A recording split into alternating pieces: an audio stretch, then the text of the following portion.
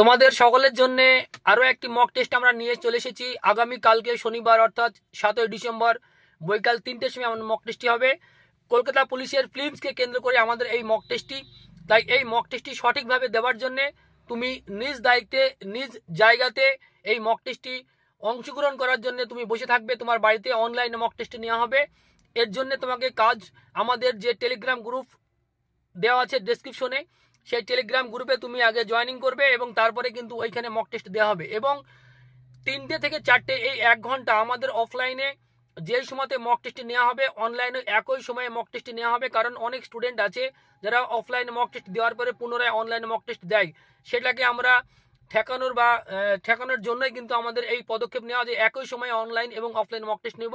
তাই তোমরা যারা মক টেস্ট দেবে অবশ্যই ডেসক্রিপশনে দেওয়া নম্বরে টেলিগ্রাম গ্রুপে এখনই যুক্ত হয়ে যাও। আগামীকালকে বিকাল 3টের সময় মক টেস্ট শুরু হবে এবং সন্ধ্যা 7টার সময় রেজাল্ট প্রকাশ করতে হবে।